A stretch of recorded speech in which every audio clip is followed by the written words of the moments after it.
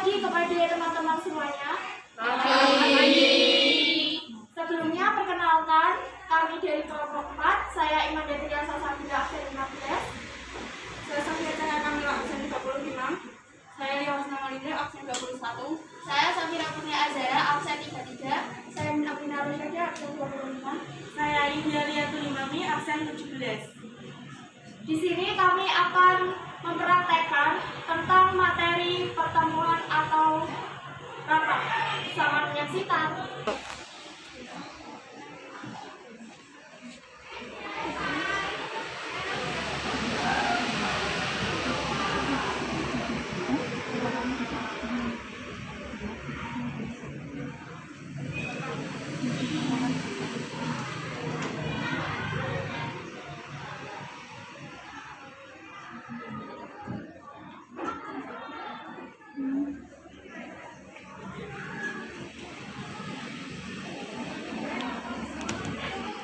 What's next?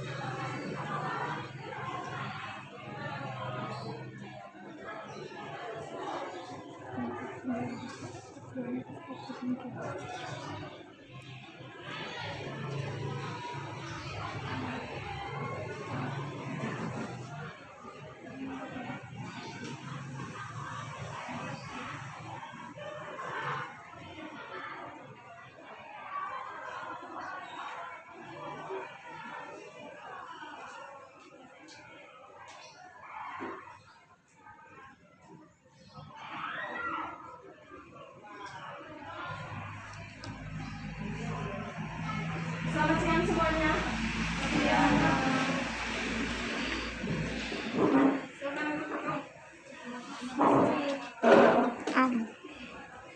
Silakan untuk memulai rapatnya.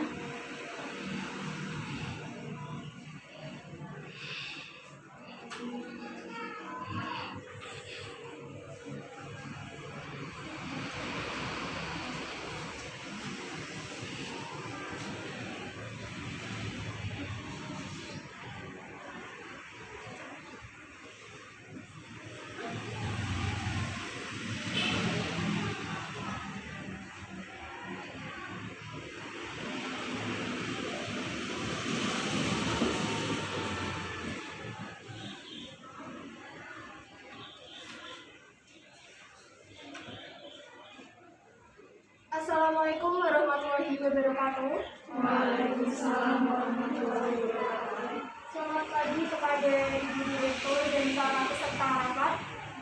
Yang terhormat Ibu Sofia Cahya Kamila selaku Direktur Utama PT Tuliskin. Yang saya hormati Ibu Indi Aliatul Himami selaku Kepala Cabang Surabaya. Yang saya hormati Ibu Lia Husna Maulida selaku Kepala Bagian Marketing. Yang saya hormati Ibu Min Amina Rosyada selaku Kepala Bagian Produksi. Yang saya hormati pula Ibu Safira Kurnia Azhara selaku HRD.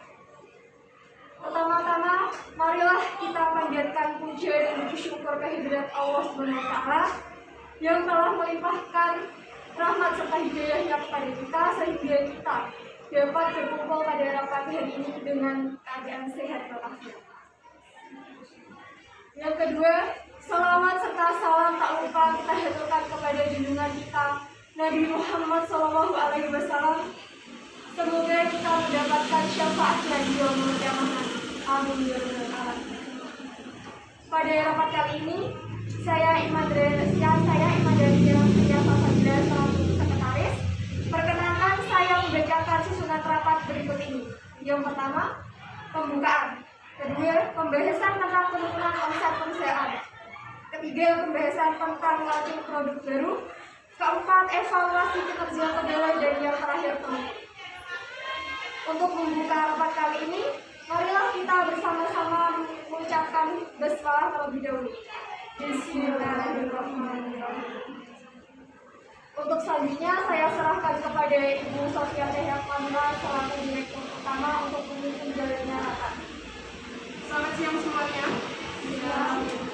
Sebelumnya saya ingin mengucapkan terima kasih kepada semua yang telah hadir dalam rapat ini, serta tak lupa saya ucapkan terima kasih dan selamat datang kepada Ibu Indi Ariatul Himami selaku Kepala Cabang di Surabaya. Seperti yang sudah dijelaskan tadi, bahwa pada rapat kali ini akan membahas mengenai 3 hal penting, yaitu pertama, penurunan produk penjualan, yang kedua, launching produk baru, dan yang terakhir ditutup dengan evaluasi kinerja karyawan. Yang pertama, kita akan membahas mengenai penurunan produk penjualan dalam 2 tahun terakhir. Saya mendapatkan laporan bahwa penjualan produk kita pada tahun 2020 sampai 2021 mengalami penurunan yang sangat drastis. Jika hal ini terus dibiarkan, maka perusahaan bisa mengalami kerugian dan yang akhirnya bisa mengalami kebangkrutan. Oleh karena itu, kita tidak bisa diam saja menanggapi masalah ini. Dan sekarang, saya di sini untuk melihat laporan secara detail tentang penjualan produk kita dalam 3 tahun terakhir. Dan saya harap kita bisa menyelesaikan masalah ini bersama-sama. Untuk itu, saya persilakan kepada Kepala Bagian Marketing Ibu Lia Husna Maulida untuk menyampaikan laporannya.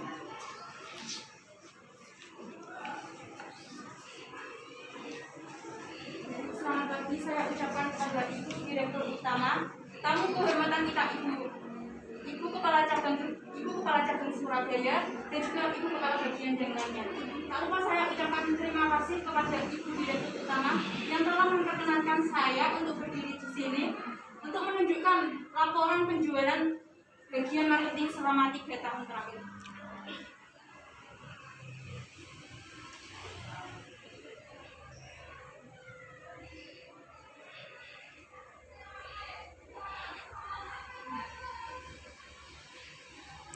Sebelumnya, seperti yang kita tahu, pada tahun 2018 kita telah melaunching sebuah produk baru, yaitu Dry Cream dan Night Cream Health Skin, yang mana produk ini mulai kita publikasikan kepada halayak tepatnya pada tahun 2019 bulan Januari awal.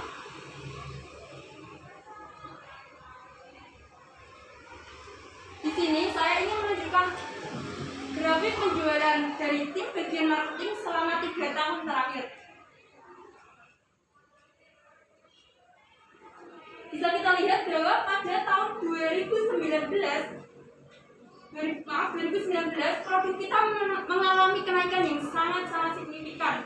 Bahkan tiap bulannya tidak ada penurunan sama sekali. Mengapa hal ini dapat terjadi? Hal ini dapat terjadi karena beberapa faktor, yaitu saat itu perekonomian perusahaan kita masih sangat tinggi dan sangat baik, sehingga kita mampu melakukan endorse dan promosi secara besar-besaran. Kita juga mampu mengendorse artis-artis terkenal dan mempromosikan kepada produk kita sampai impor ke luar negeri. Selain itu, setiap harinya muncul testimoni yang positif dari para konsumen pemakai produk kita ini, yang membuat orang lain tergiur untuk merasakan manfaat juga kualitas produk kita ini. Sehingga tiap bulannya produk kita mengalami kenaikan yang terus meningkat. Sedangkan berbeda pada tahun 2020, produk kita turun dengan sangat drastis tanpa ada sedikit pun kenaikan. Mengapa hal ini terjadi? Kita tahu bahwa tahun 2020 ini kita mengalami sebuah wabah yang amat besar di seluruh dunia termasuk Indonesia, yaitu virus corona. Virus corona ini selain berdampak pada perekonomian negara kita, juga berdampak pada perusahaan kita. Karena efek virus corona ini, pemerintah mengeluarkan beberapa kebijakan yang intinya membatasi aktivitas sosial semua masyarakat dari berbagai klaster, termasuk klaster perkantoran. Padahal yang kita tahu, dominan atau sebagian besar konsumen kita ini berasal dari klaster perkantoran. Jika klaster perkantoran banyak melakukan PHK besar-besaran terhadap karyawannya, tentu saja ini akan berimbas kepada perusahaan kita. Oleh karena itulah yang menyebabkan produk kita mengalami penurunan yang signifikan. Tetapi selain itu ada juga faktor lain, yaitu pada tahun yang sama muncullah testimoni yang negatif dari konsumen yang kita duga adalah dari pihak kompetitor. Mengapa itu berpengaruh? Karena dengan testimoni negatif ini membuat orang-orang yang sebelumnya memakai produk kita atau orang-orang yang bahkan ingin memakai produk kita mengurungkan niatnya karena menganggap isu ini benar adanya. Selain itu juga tim marketing telah melakukan analisis pasar yang mana hasilnya menunjukkan bahwa banyak sekali produk sejenis yang beredar di pasaran yang mana harganya lebih ekonomis dan sangat-sangat terjangkau, sehingga produk kita ini kalah saing terhadap produk-produk kompetitor tersebut dan membuat konsumen kita beralih ke produk tersebut. Itu pula pada tahun 2021 masih sama seperti tahun 2020, produk kita ini cenderung naik turun, tapi lebih condong kepada penurunan.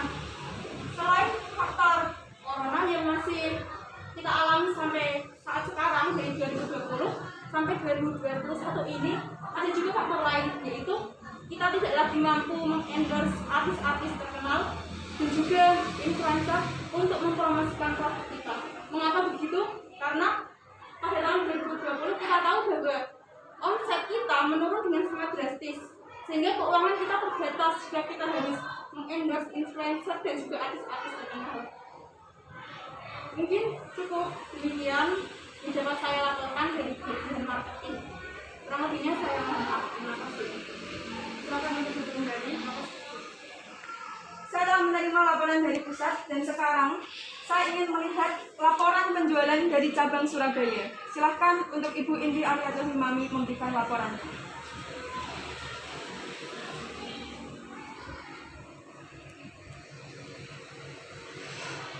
Sebelumnya terima kasih atas waktunya.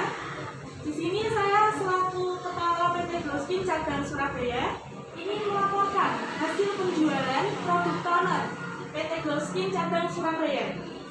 Untuk cabang Surabaya, pada produk facial wash, krim pagi dan krim malam tidak ada masalah dan alhamdulillah berjalan dengan lancar.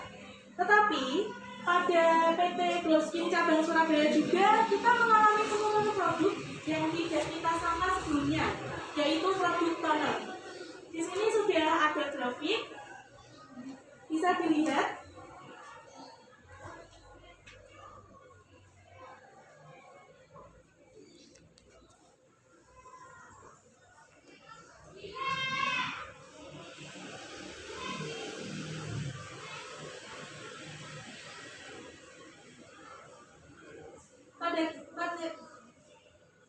Dapat kita lihat pada bulan Januari sampai bulan Mei kita mengalami penurunan produk, yaitu sampai 30%. Dan kita di bagian marketing pun sudah melakukan berbagai upaya agar bisa menaikkan kembali produk kita. Tetapi alhasil upaya tersebut tidak menghasilkan hasil dan turun pada bulan Juni, yaitu mencapai 40% dan sangat-sangat disayangkan sekali. Yang biasanya kita bisa menjual produk sampai ratusan ribu, sampai pada pada bulan Mei kita hanya menjual produk yaitu 70.000 saja. Dan bulan Juni yang kita tidak sangka, kita hanya bisa menjual produk 20.000 saja, dan itu sangat menyayangkan sekali. Jadi total terbesar penurunan PT Glowskin cabang Surabaya pada produk toner ini terbesarnya adalah 70%. Mungkin ini saja yang dapat saya sampaikan. Kurang lebihnya mohon maaf dan terima kasih. Silakan untuk kembali.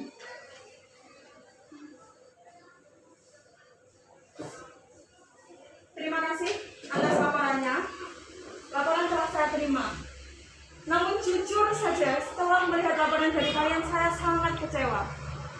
Dalam 2 tahun berturut-turut, perusahaan mengalami penurunan penjualan, namun kalian belum bisa menyelesaikan masalah ini. Apakah tidak ada yang kalian lakukan untuk menyelesaikan masalah ini? Mohon maaf Ibu sebelumnya, kami dari tim marketing sudah melakukan berbagai upaya. Namun seperti yang kita tahu, bahwa tahun 2020 sampai dengan sekarang, ada virus yang namanya corona. Ini sangat berdampak pada perusahaan kita. Pemerintah melakukan lockdown, sehingga kita sulit sekali melakukan aktivitas seperti biasanya. Ditambah muncul testimoni yang negatif dari konsumen yang diduga kompetitor kita.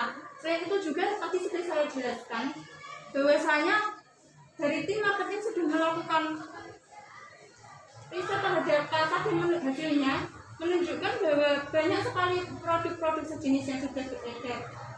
Hal itu menyebabkan produk kita menjadi kalah saing. Terima kasih.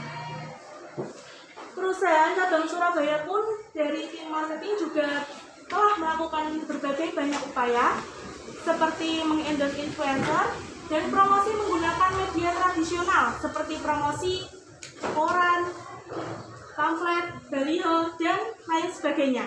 Namun hal itu belum juga efektif untuk menaikkan kembali penjualan produk kita.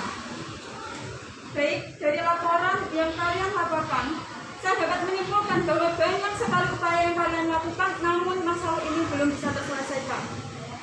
Dan sekarang kita tidak bisa diam saja. Masalah ini harus segera terselesaikan. Kita semua harus ikut andil dalam menyelesaikan masalah ini.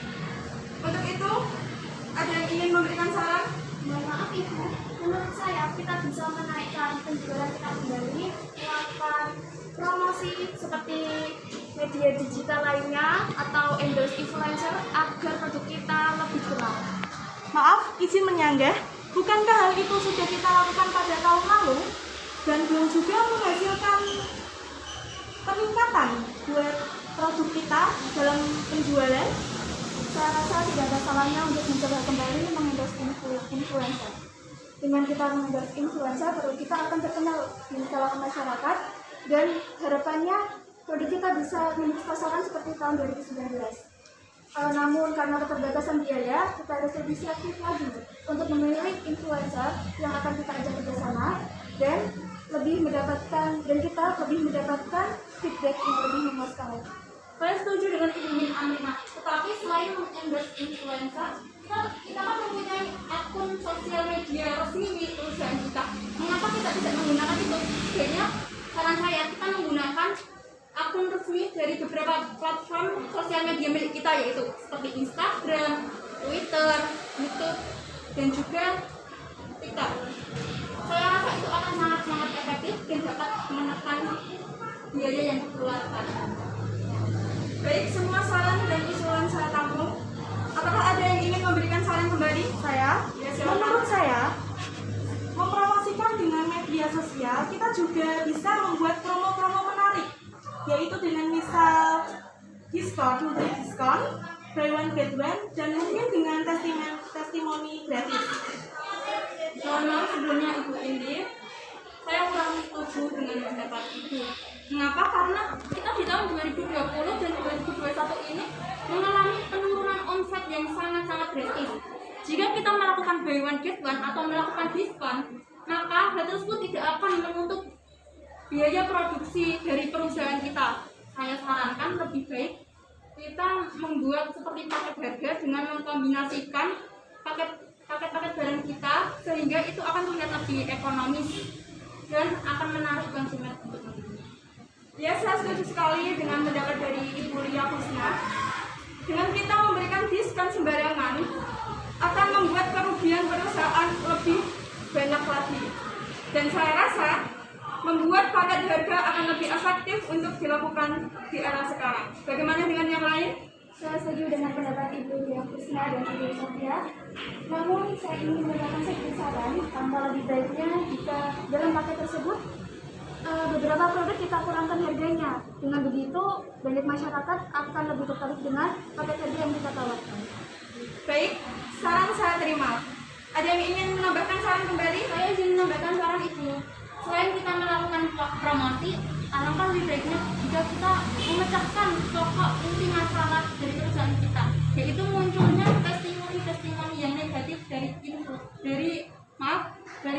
pihak kompetitor.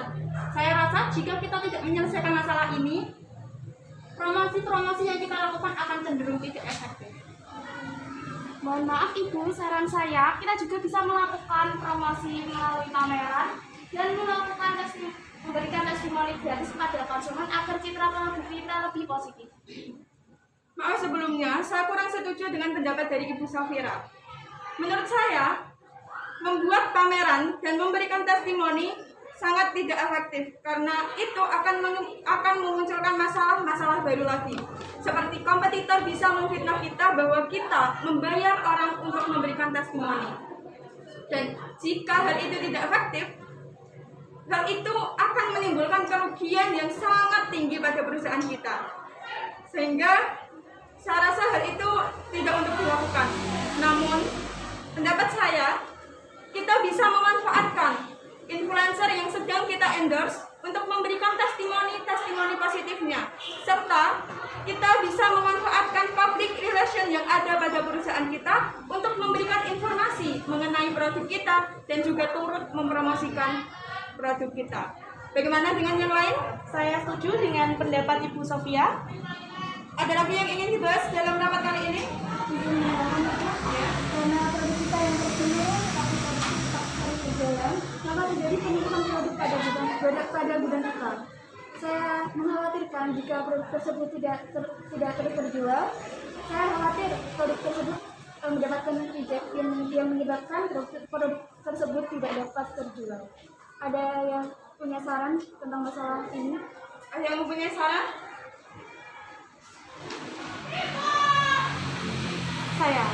Saran saya, untuk sementara waktu kita fokus dulu untuk menaikkan penjualan produk kita. Terkait dengan stok yang menumpuk, alangkah baiknya untuk kita menghentikan sejenak produksi kita sampai produk pada dalam gudang kita itu habis terjual. Mohon maaf, tapi kita tidak bisa menghentikan produksi produk secara tiba-tiba. Bagaimana dengan nasib karyawan selanjutnya? Lalu bagaimana jika terjadi lonjakan permintaan konsumen? Bukankah hal itu sangat menyulitkan kita? Apa yang dikatakan oleh Ibu Safira sangatlah benar. Jadi, apakah ada saran lain? Saya ingin memberikan saran Ibu. Kita tidak bisa menghentikan produksi kita secara menyeluruh, namun kita bisa menghentikan sebagian produksi kita. Jadi, nanti jika terjadi lonjakan permintaan dari konsumen, kita masih memiliki stok di gudang. Dan untuk karyawan, saya sarankan lebih baik kita melakukan pemberhentian karyawan secara sementara, dan nanti jika perusahaan kita sudah membaik, kita dapat memanggil kembali karyawan tersebut untuk bekerja di produksi. Saya setuju dengan pendapat Ibu Lia Kusna. Baik, saran yang sangat bagus. Ada yang ingin dibahas lagi? Saya rasa sudah cukup. Saya akan menjawab. Baiklah, masalah pertama kita telah menemukan solusi. Terkait dengan penurunan penjualan produk kita bisa meningkatkan penjualan produk dengan 3 cara. Yaitu yang pertama, mengendorse influencer yang sedang naik daun. Yang kedua, melakukan promosi menggunakan sosial media milik kita. Dan yang terakhir adalah melakukan paket harga.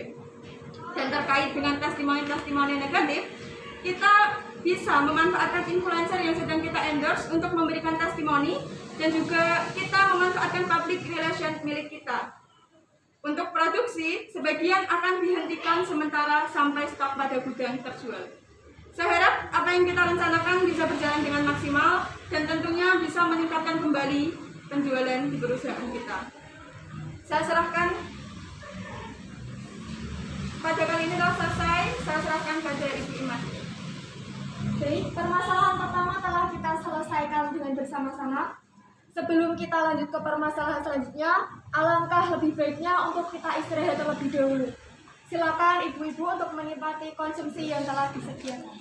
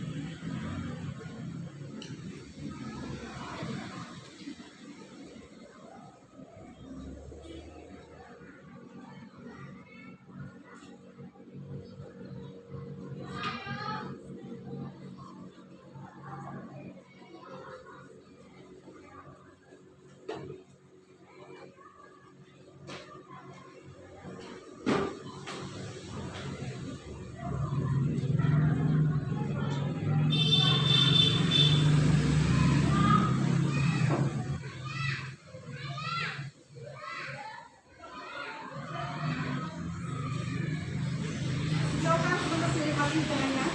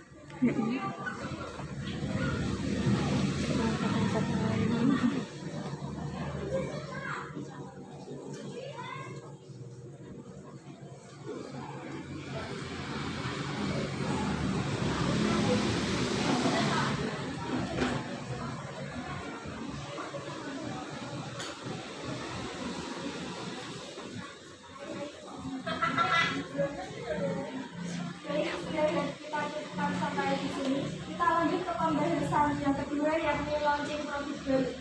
Untuk selanjutnya saya serahkan kepada Ibu Sofia. Terima kasih kepada Ibu Imanda. Sekarang kita akan membahas permasalahan kita yang kedua, yakni launching produk baru. Dalam hal ini ada banyak sekali yang harus kita bahas, termasuk perancangan produknya dan juga anggaran yang dibiayakan, anggaran untuk melakukan launching ini. Untuk itu, saya persilahkan kepada Ibu Min Amrina selaku Kepala Bagian Produksi untuk memberikan gambaran mengenai produk yang akan kita keluarkan.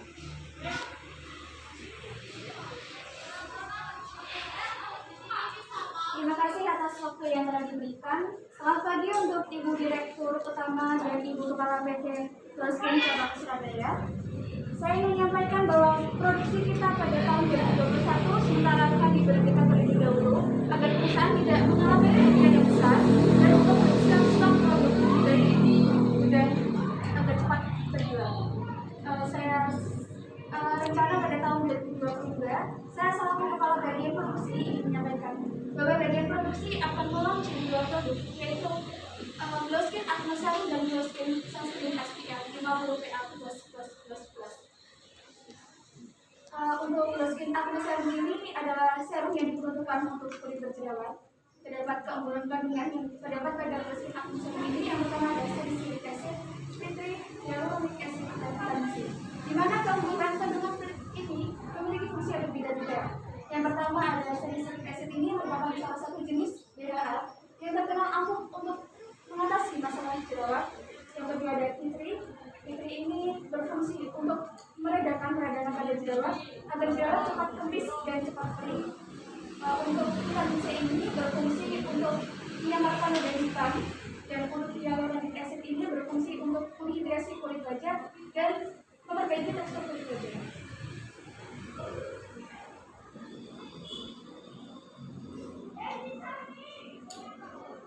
Produk yang kedua yaitu glow skin sunscreen SPF 50 PA++++. Ini juga memiliki keunggulan kandungan seperti hyaluronic acid, kolagen, vitamin E, dan vitamin B3. Di mana masing-masing keunggulan kandungan ini memiliki fungsi yang berbeda-beda. Seperti hyaluronic acid ini berfungsi untuk menghidrasi kulit kita, dan untuk kolagen ini berfungsi untuk meratakan warna kulit wajah kita. Untuk hyaluronic acid dan kolagen juga berfungsi untuk mengelastisitas kulit wajah. Sedangkan untuk vitamin B5 menjaga kulit kita agar tetap terhidrasi dan mencegah kulit menjadi kering. Sedangkan untuk vitamin E sendiri berfungsi untuk menghidrasi kulit juga agar tetap lembab dan tidak kering maupun kaku saat diaplikasikan. Sekian yang dapat saya sampaikan, dan terima kasih atas waktu yang diberikan.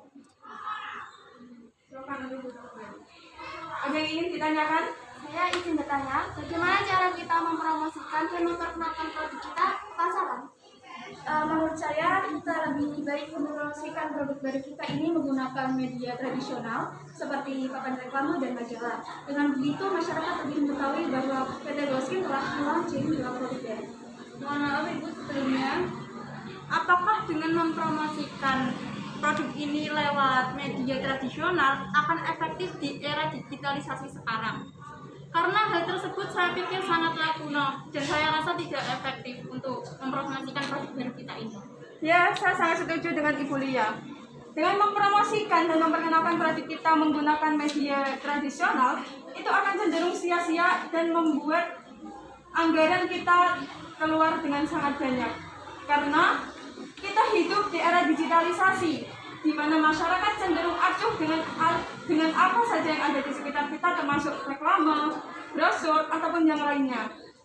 Dan sekarang pun sangat sedikit orang yang masih mau membaca majalah, kantor, dan sejenisnya. Jadi, apa ada saran yang lain? Saya setuju dengan Ibu Sofia dan Ibu Lia. Saran saya, kita bisa mempromosikan produk kita melalui media sosial seperti media Instagram dan TikTok. Izin menambahkan, untuk menghemat biaya pengeluaran kita bisa mempromosikan melalui Instagram dan TikTok resmi PT Glow Skin, dan juga ditambah model perusahaan sendiri untuk menghemat pengeluaran. Ya, saya setuju sekali dengan pendapat kalian berdua. Bagaimana Ibu Min? Apakah sudah memperkirakan budget yang kita gunakan untuk peluncuran produk ini? Saya sudah memperkirakan biayanya kisaran 125 juta rupiah karena kita menggunakan bahan yang berkualitas, dan kami akan mempromosikan ke berbagai daerah di Indonesia. Mohon maaf Ibu Min Amrina, bukankah dengan biaya sebanyak itu justru akan menyulitkan perusahaan kita, sedangkan perusahaan kita saat ini sedang dalam masa terpuruknya? Pendapat yang sangat bagus Ibu Risma, namun saya rasa kita harus berani mengambil modal yang lebih banyak saat kita melakukan pengembangan produk ini. Namun kita juga harus yakin bahwa produk kita akan menembus pasaran dan akan memenuhi target seperti tahun 2019 dan akan mengembalikan modal kita berkali-kali lipat. Saya setuju dengan Ibu Min Amrina. Kalau untuk target pasarnya, apakah sudah dianalisis dan ditentukan? Untuk target pasarnya mulai dari kalangan remaja hingga dewasa maupun tua. Dengan harapannya produk kita juga bisa menembus pasaran ekspor ke berbagai negara. Baik, namun untuk bisa menembus ke pasar ekspor, kita harus membuat produk kita unik dan dan berbeda dari yang lain. Lalu apa perbedaan produk kita dengan produk yang ada di pasar? Tentu saja produk kita berbeda dengan produk yang lainnya, seperti Glow Skin Acne Serum ini, dia mampu mengatasi masalah jerawat dan mampu mengembuskan dan menurunkan jerawat. Selain itu juga dia juga dapat untuk menghilangkan noda-noda bekas jerawat dan memperbaiki tekstur kulit wajah akibat dari jerawat tersendiri. Untuk harganya itu sangat ramah di kantong dan dapat dimiliki dari berbagai kalangan dan dapat digunakan mulai dari usia 14 tahun. Sedangkan untuk Glow Skin Sunscreen SPF 50 PA++++ ini juga memiliki konsentrasi yang tinggi yang dapat melindungi kulit wajah kita dari paparan sinar UVA dan UVB yang dapat membuat kulit wajah kita mengeluarkan noda hitam. Selain itu juga diperkaya dengan vitamin B5 dan vitamin E agar kulit wajah kita tetap ternutrisi dan terhidrasi, mencegah terjadinya kekerutan atau kering. Untuk harganya juga dibanderol dengan harga yang sangat murah, dan ini dapat dimiliki oleh berbagai semua kalangan, dimulai dari usia 12 tahun. Ya, itu sangat menarik sekali. Lalu bagaimana dengan kemasannya? Untuk Glow Skin Acne Serum dikemas menggunakan botol kecil kaca berwarna gelap dengan pipet untuk menjaga kandungan serum agar tidak menjadi berbahaya ataupun hilang. Sedangkan untuk Glow Skin Sunscreen SPF 50 PA++ ini dikemas menggunakan tutup agar memudahkan pemakainya. Maaf, bukankah jika kita menggunakan botol kaca itu bisa menyebabkan serum Glow Skin menjadi mudah pecah? Saya setuju dengan pendapat Ibu Imanda, namun kita bisa menggunakan botol kaca yang tebal sehingga kemasan ini tidak mudah pecah. Selain itu, botol kaca di era sekarang juga nampak lebih trendy bila dibandingkan botol plastik. Dengan tidak menggunakan botol plastik, kita dapat menaikkan branding perusahaan kita dengan alasan turut serta dalam kampanye hemat sampah plastik. Dengan kemasan sunscreen menggunakan cup, bukankah hal itu tidak banyak digunakan di pasaran? Ya memang, tapi masyarakat kita lebih menyukai produk dikemas dengan cup karena memudahkan untuk pemakainya. Maka kami bagian produksi memutuskan untuk mengemas sunscreen ini menggunakan cup. Saya setuju dengan laporan dan saran yang telah kalian berikan. Saya yakin produk kita bisa menghasilkan keuntungan yang sangat besar bagi perusahaan kita. Jadi, apakah masih ada yang ingin dibahas kembali? Menurut saya sudah cukup. Menurut saya juga sudah cukup. Baiklah, jika semuanya sudah setuju dan sudah paham, jadi kesimpulannya adalah bahwa kita akan meluncurkan dua produk baru, yaitu serum dan juga sunscreen SPF 50 PA++++. Dan untuk memperkenalkannya, kita akan menggunakan media sosial resmi milik PT kita seperti Instagram dan juga TikTok. Rancangan anggaran yang diperlukan adalah 125 juta serta target pasarnya adalah semua kalangan, dari kalangan remaja, dewasa maupun tua. Dan serumnya akan dikemas menggunakan botol tebal serta sunscreennya akan dikemas menggunakan cup. Saya harap produk kita dapat menembus pasar dan menghasilkan keuntungan yang sangat besar bagi kita, sehingga kita bisa bangkit lagi dari keterpurukan ini. Saya rasa sudah cukup. Saya serahkan kepada Ibu Imanda untuk melanjutkan acaranya. Baik, kita lanjut ke pembahasan yang ketiga sekaligus menjadi klimaks dari pertemuan ini, yakni evaluasi kinerja pegawai. Untuk selanjutnya saya serahkan kepada Ibu Sofia. Terima kasih Ibu Imanda. Baik, langsung saja kita ke pembahasan terakhir kita, yaitu evaluasi kinerja pegawai dalam 1 tahun terakhir. Silakan Ibu Safira selaku HRD untuk memberikan laporannya. Baik, terima kasih Ibu Sofia atas kesempatannya. Di sini saya akan melaporkan kinerja pegawai mulai dari Januari hingga Desember 2021. Setelah pada tahun 2020 kita banyak melakukan pemutusan hubungan kerja pegawai dengan karyawan akibat pandemi. Kita merasakan dampaknya pada tahun 2021. Kita juga banyak kehilangan pegawai-pegawai andalan yang menyebabkan kinerja pegawai selama 1 tahun mengalami penurunan dari tahun sebelumnya. Hal ini ditunjukkan dengan tingkat kehadiran pegawai yang mencapai 75%. Angka ini lebih rendah 16% dari tahun sebelumnya. Namun, tingkat keterlambatan pegawai masih cukup tinggi, yakni 15%. Terima kasih atas laporannya. Lalu, apakah tim HRD sudah mengetahui apa saja yang menyebabkan hal ini terjadi? Tak lain dan tak bukan adalah karena adanya pandemi COVID-19. Akibat pandemi ini, kita banyak kehilangan pegawai pada tahun 2020 yang berdampak pada 2021. Akibat pandemi pula, keterlambatan pegawai meningkat karena pegawai yang berada di luar kota harus melaksanakan aktivitas fisik yang memakan waktu cukup lama, sehingga saat sampai di perusahaan pegawai mengalami kelelahan sebelum melakukan pekerjaan. Terlebih di WFH 2020, pegawai cenderung malas dan menyepelekan. Saya rasa hal itu memang wajar terjadi dan di perusahaan lain pasti mengalami hal tersebut. Lalu, apakah kalian mempunyai saran agar hal ini tidak terjadi kembali di tahun 2022 ini? Saya Ibu, Iya. di tahun 2022 kita akan meluncurkan produk baru seperti sunscreen dan sebagainya. Dengan begitu kita dapat lebih pas lagi semangat kinerja pegawai kita agar lebih semangat dalam meningkatkan kinerjanya dan hal itu juga dan terlebih dengan adanya pemberhentian sementara maka akan meningkatkan semangat kerja pegawai agar tidak diberhentikan sementara lagi. Menurut saya, apa yang dikatakan Ibu Min itu ada benarnya. Kita juga bisa meningkatkan kinerja pegawai dengan cara memberikan bonus atau insentif pada karyawan yang mampu mencapai target. Dengan begitu, karyawan akan berlomba-lomba dan bersemangat dalam melakukan pekerjaan mereka. Saya setuju dengan Ibu Lia, selain diberi reward untuk pegawai yang berprestasi, bagaimana jika yang rendah kinerjanya kita juga memberikan peringatan dan sanksi terhadap karyawan berupa pemberhentian atau pemotongan gaji dan atau pemotongan uang makan terhadap karyawan yang belum mampu mencapai targetnya dan mengalami penurunan dalam kinerjanya selama 1 bulan. Baik, semua saran dari kalian akan saya tampung. Lalu bagaimana tanggapan Ibu Safira terkait dengan saran dari para peserta rapat? Saya setuju dengan pendapat Ibu Min dan Ibu Lia, namun saya kurang setuju terkait pendapat Ibu Indi terkait pemotongan gaji. Karena di masa pandemi ini, semua merasa kesulitan sehingga tidak manusiawi jika kita akan melakukan pemotongan gaji. Mohon maaf Ibu Safira, pendapat dari Ibu memang tidak salah. Namun jika kita tidak memberikan sanksi atau pelanggaran, sanksi atau peringatan kepada karyawan kita, mereka akan cenderung menyampaikan aturan-aturan yang telah kita buat. Semua saran dari kalian saya terima, namun untuk pemotongan gaji, kita tidak akan melakukan hal itu, karena itu akan menyulitkan bagi karyawan kita. Terlebih, kita sedang berada di masa pandemi.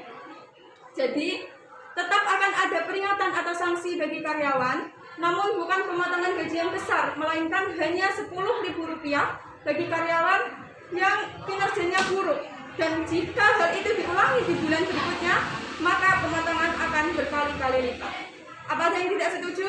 Saya setuju dengan keputusan Ibu Sofia karena kita tetap bisa memberikan sanksi atau peringatan kepada karyawan tanpa memberatkan atau merugikan bagi pihak lain. Lalu untuk permasalahan keterlambatan karyawan, apakah ada yang ingin memberikan saran? Saya Ibu, kita dapat memberikan intensif kepada karyawan yang dapat tepat waktunya 100% dan kita akan memberikan peringatan kepada karyawan yang absensinya kurang dari 100%. Saya ingin memberikan tambahan, kita juga bisa memberikan peringatan kepada karyawan yang memiliki tingkat keterlambatan lebih dari 3 kali dalam 1 bulan. Peringatan ini bisa berupa pemotongan gaji atau pemotongan uang makan. Saya setuju dengan Ibu Min Amirina dan Ibu Lia. Mohon izin Ibu, beberapa pegawai menyampaikan kepada saya bahwa mereka sudah berusaha datang tepat waktu, tetapi hambatan dalam perjalanan susah dilalui, sehingga mereka akan keberatan kalau ada pemotongan gaji untuk pegawai yang terlambat. Baiklah, karena ada perbedaan pendapat di antara kalian, kita ambil jalan tengahnya. Bahwa terkait dengan pemotongan gaji terhadap karyawan yang terlambat tidak akan ada. Namun, tentu ada hukumannya, yaitu pemotongan uang makan. Jika karyawan tersebut telat lebih dari 3 kali dalam sebulan, serta untuk yang absensinya full 100%, maka akan kita berikan hadiah berupa produk gratis dari perusahaan kita. Bagaimana semuanya? Saya setuju dengan saran Ibu Sofia. Saya juga setuju atas keputusan dari Ibu Sofia. Apa ada laporan dan saran lagi? Mohon maaf, untuk produk terbaru kita, apakah kita akan mengadakan perekrutan pegawai? Kita sedang melakukan pemberhentian sementara pada pegawai pada bagian produksi vessel wash, krim pagi dan krim malam. Apakah sopan jika kita merekrut karyawan baru sedangkan karyawan lama kita berhentikan sementara? Bukankah hal itu pantas untuk mereka? Itu benar, saya setuju dengan apa yang dikatakan oleh Ibu Indi. Saya juga setuju dengan apa yang dikatakan Ibu Indi. Tapi menurut saya dengan kita membuat lowongan pekerjaan, perusahaan kita akan lebih dikenal oleh masyarakat, dan hal itu bisa menjadi salah satu promosi gratis bagi kita. Tapi bukankah itu akan menyinggung karyawan yang kita berhentikan sementara? Padahal perusahaan kita ini sedang dalam masa terpuruk. Jika menambahkan karyawan baru lagi, bukankah hal itu akan menjadi beban perusahaan? Kita tidak harus menerima para pendaftar tersebut. Kita hanya menggunakan iklan lowongan kerja untuk mempromosikan produk kita dan menaikkan branding perusahaan kita. Dengan begitu, masyarakat dapat mengetahui bahwa perusahaan kita masih ada dan sedang melakukan launching produk baru. Mohon maaf Ibu, bukankah itu justru akan memperburuk citra perusahaan kita? Jika masyarakat mengetahui tentang hal ini, kita tidak bisa mengambil resiko sebesar ini. Banyak juga perusahaan yang melakukan produk ini. Apakah mereka mengalami kerugian? Tidak. Mereka malah mengalami kemajuan dalam melakukan hal seperti ini. Mereka melakukan ini karena perusahaan mereka sedang baik-baik saja, tidak seperti kita. Kita ini bagaikan di ujung tanduk. Salah langkah saja, usaha yang kita lakukan bisa sia-sia. Apalagi ada masalah yang belum kita selesaikan, yaitu munculnya testimoni negatif dari konsumen. Jika hal ini menyebar di masyarakat, bukankah hal ini akan memperburuk citra kita? Maaf, bukankah hal tersebut hanya kita saja yang mengetahui? Memang saat ini hanya kita yang tahu. Namun, arus informasi perusahaan berkembang sangat cepat.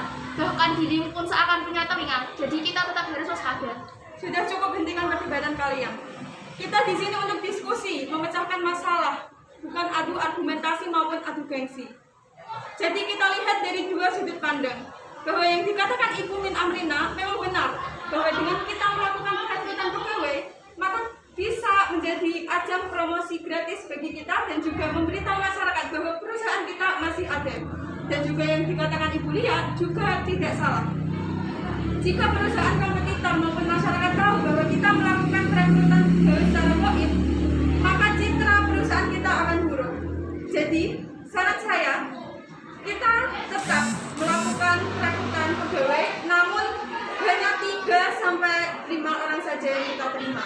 Dengan begitu, kita bisa memberikan pembelaan jika perusahaan kompetitor maupun masyarakat memfitnah kita melakukan perekrutan goib.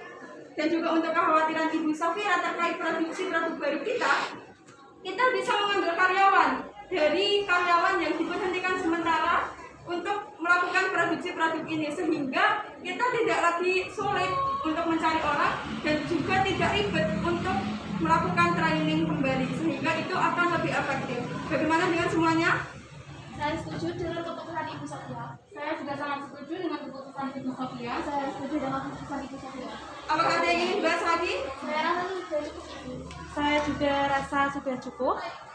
Baik, jika semuanya sudah setuju, jadi kesimpulannya adalah akan ada insentif atau bonus bagi karyawan yang mendapatkan prestasi dan kinerjanya naik, serta ada pemotongan gaji sebesar Rp10.000 bagi karyawan yang tidak mencapai target dan kinerjanya menurun, serta pemotongan ini akan berkali lipat jika dalam bulan selanjutnya masih diulangi lagi. Begitupun dengan karyawan yang memiliki absensi 100% akan mendapatkan bonus dari kita berupa produk asli dari perusahaan kita, serta untuk karyawan yang memiliki tingkat absensi lebih dari 3 kali dan terlambat lebih dari 3 kali akan dikenakan pemotongan uang makan. Dan untuk bagian produksi, kita akan melakukan perekrutan pegawai, namun hanya menerima 3-5 orang. Dan untuk pegawai lainnya, kita ambil dari pegawai yang kita berhentikan sementara. Sekian dari saya kembalikan kepada Ibu Imandi. Baik, saya akan membacakan kesimpulan pada rapat kali ini. Yang pertama, terkait dengan penurunan penjualan produk kita, bisa meningkatkan penjualan produk lagi dengan 3 cara, yaitu mengendorse influencer yang sedang naik daun. Kedua, melakukan promosi melalui media sosial milik perusahaan kita. Yang ketiga, melakukan paket harga. Dan terkait dengan testimoni-testimoni negatif terhadap produk kita memanfaatkan influencer yang sedang kita endorse untuk memberikan testimoni positif dan juga memanfaatkan public relation dari perusahaan. Untuk produksi, sebagian akan dihentikan sementara sampai stok pada gudang kita terjual. Yang kedua, kita akan meluncurkan 2 produk baru, yaitu Glow Skin Acne Serum dan Glow Skin Sunscreen SPF 50 PA++++. Untuk memperkenalkan dan mempromosikan produk kita akan menggunakan media sosial resmi milik PT Glow Skin, Instagram dan TikTok. Rancangan anggaran yang diperlukan adalah 125 juta, serta target pasar kita dari kalangan remaja sampai dewasa atau tua. Glow Skin Acne Serum dikemas menggunakan botol kecil kaca warna gelap dengan pipet agar kandungan serum tidak hilang atau menjadi berbahaya. Sedangkan untuk Glow Skin Sunscreen SPF 50 PA+++ dikemas menggunakan tub. Yang ketiga, akan ada intensif atau bonus bagi karyawan yang mendapatkan prestasi dan bisa mencapai target lebih banyak, serta akan ada pemotongan gaji sebesar Rp10.000 bagi karyawan yang kinerjanya menurun dalam 1 bulan dan akan berlipat ganda jika diulangi di bulan berikutnya. Begitupun dengan karyawan yang memiliki absensi 100% akan mendapatkan bonus atau hadiah berupa produk gratis dari kita dan pemotongan uang makan bagi karyawan yang terlambat lebih dari 3 kali. Dan untuk bagian produksi produk terbaru kita akan melakukan perekrutan pegawai sebanyak 3-5 orang. Dan untuk pegawai lainnya, kita ambil dari pegawai yang sedang diberhentikan sementara yang mempunyai kinerja terbaik. Demikian acara rapat hari ini. Semoga apa yang telah kita rencanakan dapat berjalan dengan baik dan perusahaan kita bisa kembali bangkit. Saya selaku sekretaris mohon maaf jika ada tutur kata dan kalimat yang salah. Saya pamit undur diri. Wabillahi taufiq wal hidayah. Wassalamualaikum warahmatullahi wabarakatuh. Waalaikumsalam warahmatullahi wabarakatuh.